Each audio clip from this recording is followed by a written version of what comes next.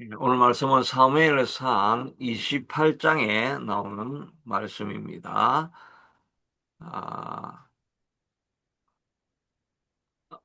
다윗이 27장에 보면 이제 가드 왕 아기스에게 나아가서 그의 신하가 되기로 결정을 하니까 오늘 1절에 나오는 본문에 보면 아기스 왕이 다윗을 불러가지고 이번에 이제 우리가 블레셋을 공격할 이스라엘을 공격하려고 할 테니까 너가 지금 나와 함께 나가서 이스라엘을 물리치라.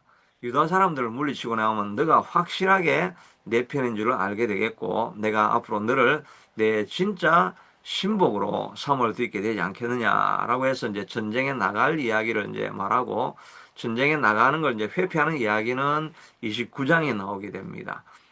그런데 이제 이 전쟁을 막 하기 전에 1, 2절까지는 블레셋에서 일어난 이야기고 그 다음에 3절 이후부터는 이제 전쟁을 막 하러 나가는 이 사울이 너무나 마음이 이제 두려워지게 되는 것입니다. 블레셋이 전 병력을 동원해 가지고 나오니까 이 전쟁을 어떻게 해야 될까? 이제 그러니까 답답한 마음에 이 전쟁에 누군가 도와줘야 될 텐데 이제 여호와께 하나님께 기도하면서 하나님 어떻게 되겠습니까? 라고 이야기를 물어보니까 하나님이 뭐 회개를 하고 찾아오든지 이렇게 하나님과 관계가 형성이 돼야 되는데 하나님과의 관계는 형성되지 않고 뭔가 답만 찾으려고 하니까 하나님이 응답할 수가 없는 거죠.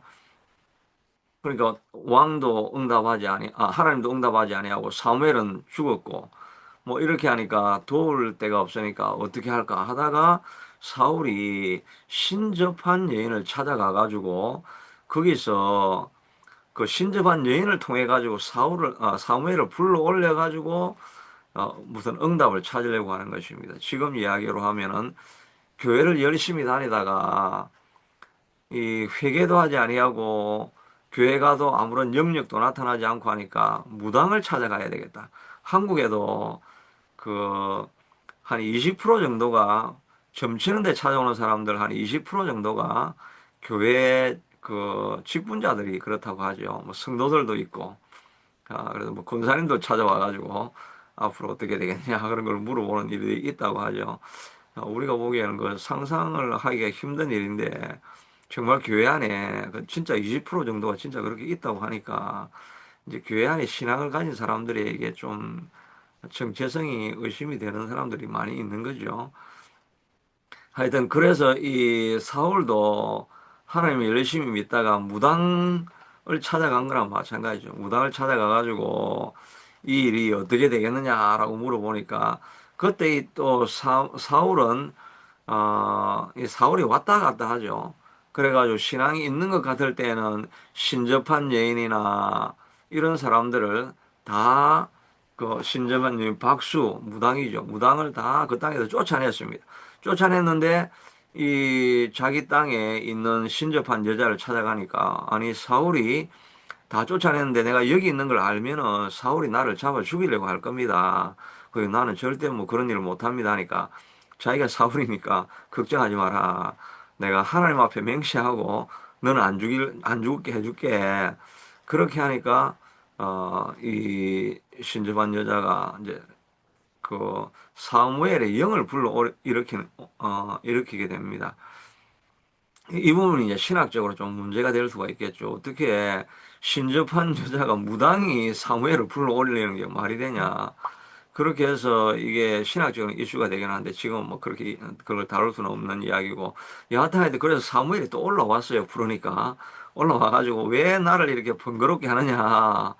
왜 나를 와서 이렇게 신경 쓰이게 하느냐 이렇게 이야기를 하면서 너가 앞으로 어떻게 될 걸 아느냐 너 이번에 전쟁 나가면 너도 죽고 너 아들도 죽을 것이다 그래가지고 조금 있다가 너 죽고 나면 내 있는 곳에 너도 오게 될 것이다 이렇게 하여튼 이야기를 하게 되는 그 신비한 이야기를 지금 하고 있는 내용인데 이게 어떻게 가능한 일인지는 뭐 하여튼 신학적으로 많은 의문을 제기하기도 합니다.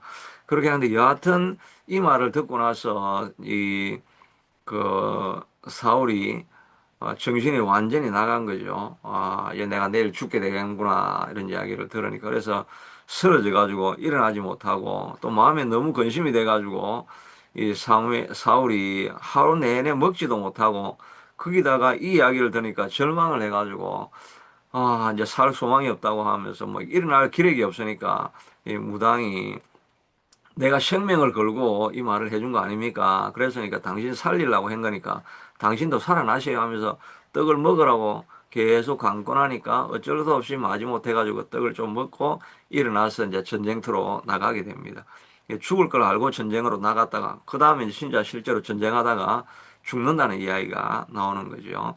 이 이야기를 통해서 우리가 알 수 있는 것은 하나님이 사울이 정말 급했으면 하나님을 만나려고 했으면 하나님을 끝까지 찾고 불러서 하나님을 만나야 되잖아. 하나님의 이 응답하지 않으면 하나님 내가 응답하지 않을 때까지는 내가 여기에서 떠날 수가 없습니다. 그리고 전쟁하러 갔는데 너 죽는다고 했으면 하나님 이 일을 좀 돌이켜 주십시오라고 기도를 해야 되잖아요.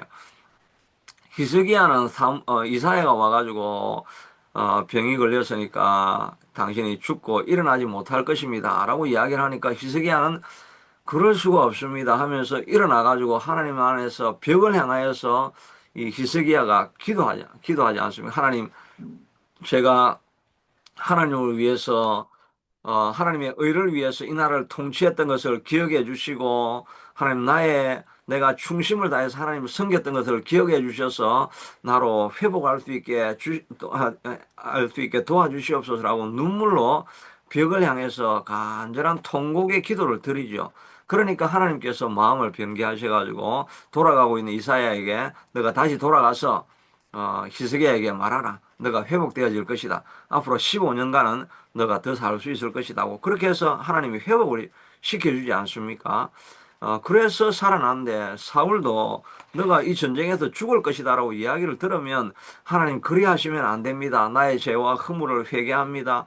다윗을 쫓아다녔던 것을 내가 회개합니다 하면서 하나님이 응답하실 때까지 눈물로 기도를 해야 되겠죠. 야곱도 에스가 온다는 이야기를 듣고 눈물로 통곡하며 밤새워 기도하면서 천사가 나를 축복하기 전까지는 내가 놓을 수 없습니다라고 기도했더니 천사가 마음을 바꾸고 환도뼈를 치고 내가 다시 하나님과 싸워서 이겼으니까 내 이름을 이스라엘로 바꾸라고 하면서 그러니까 결과적으로 에스의 마음을 바꿔주시겠다는 그런 마음인 거죠. 살려주실 수 있다고 하시는 마음이. 그러니까 하나님이 응답하실 때까지 부르짖고 구하고 하나님 제발 좀 살려주십시오 하고 하나님 옷자락을 붙잡고 매달려서 하나님 이 일을 좀 돌이켜 달라고 히스기야가 기도한 것처럼 우리가 기도를 해야 됩니다.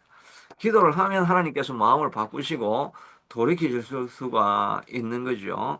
그러면서 이제 중요한 거는 먼저 회개를 해야 되는 거죠. 이사야서 59장에 보니까 여호와의 손이 짧아서 구원치 못하심도 아니요. 이렇게 이사야 59장 1절에 그렇게 나와 있죠. 이스라엘 백성들을 망하게 하시겠다라고 이야기할 때 구원해 달라고 할 때 여호와의 손이 짧아서 구원하지 못함도 아니요. 귀가 둔하여 듣지 못함도 아니라 오직 너희 죄악이 너희와 너희 하나님 사이를 갈랐고 너희 죄가 그의 얼굴을 가리어서 너희에게 듣지 않으시게 함이니라. 그렇게 하면서 회개하라고 합니다. 이는 너희 피에 너의 손가락이 죄악에 드리워졌으므로 너희 입술은 거짓을 말하며 너희 혀는 악독을 말함이라. 이렇게 사회에 불의가 만연하고 너희는 거짓말이 창굴하고 이렇게 하는데 내가 어떻게 너희를 구원할 수 있느냐?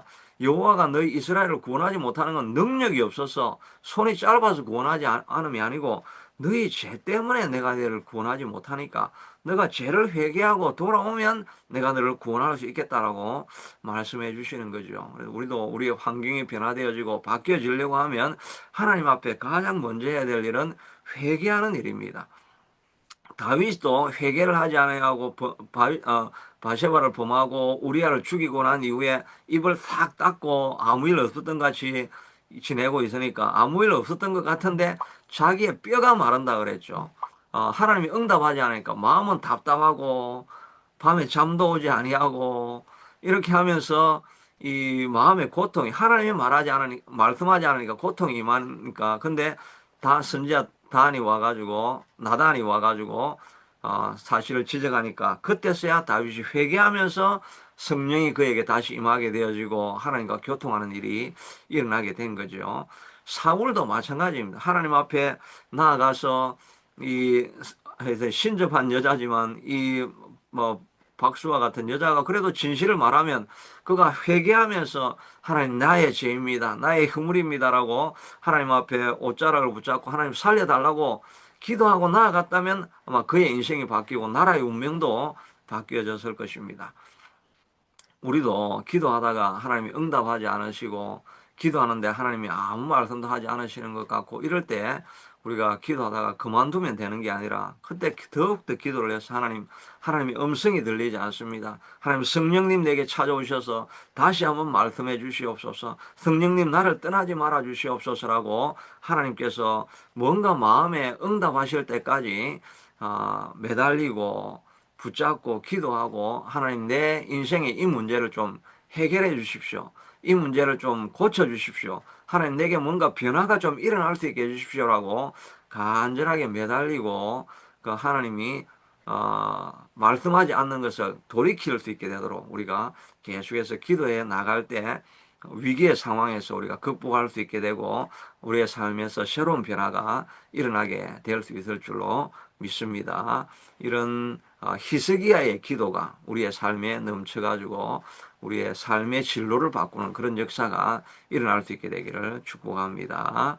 하나님 이 시간 사울은 어려운 일을 당했을 때 하나님께 나아가는 것은 맞았지만 그러나 하나님이 응답하지 않을 때 회개하고 돌아서며 하나님의 어, 그 결정하신 일을 바꾸어 달라고 하나님 마음을 바꾸시기까지 기도하지 않는 그런 잘못 때문에 결국은 전쟁에 나가서 패하고 망하게 됩니다. 하나님 우리는 어려운 일을 당하고 하나님이 어떻게 마음을 정하셨다 할지라도 히스기야처럼 눈물과 통곡의 기도, 회개의 기도를 통해서 우리의 갈 길을 변화시켜 달라고 끝까지 붙들고 기도하며 나아가는 우리가 되어서 우리의 삶에 풀려지지 않는 문제가 하나님의 능력이 회복되어져서 다시 풀려지고 하나님의 길로 나아가는 그런 역사가 우리의 삶 속에서 일어날 수 있게 하도록 축복하여 주시옵소서. 특별히 이 자리에 나와서 기도하시는 성도님들마다 하나님 앞에 기도하다가 하나님이 진로를 바꾸시고 길을 바꾸시고 마음을 바꾸시는